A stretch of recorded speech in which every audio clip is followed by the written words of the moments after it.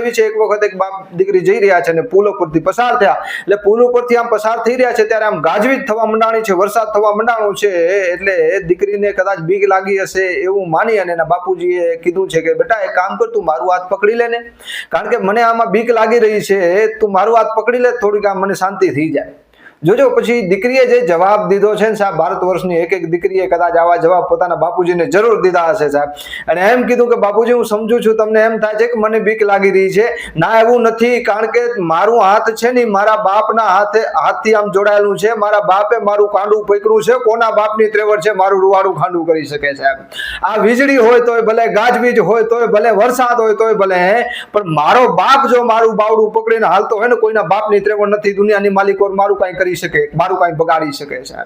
કેટલો ભરોસો અને આટલો ને આટલો ભરોસો હરેક દીકરીને પોતાના બાપ ઉપર હોય છે મિત્રો.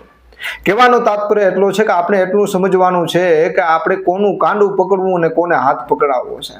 આટલું સમજાઈ જાય ને તો જીવનમાં કોઈ દિવસ કોઈ કાળે વાંધો નહીં આવે. મને આશા છે કે આ વિડીયો તમને ગમ્યો હશે, એટલે જરૂરથી લાઈક કરી દેજો, શેર કરી દેજો, અને નવા છો તો ચેનલને સબસ્ક્રાઇબ કરી લેજો. જય દ્વારકાધીશ, જય માતાજી, જય સોનબાઈ માં.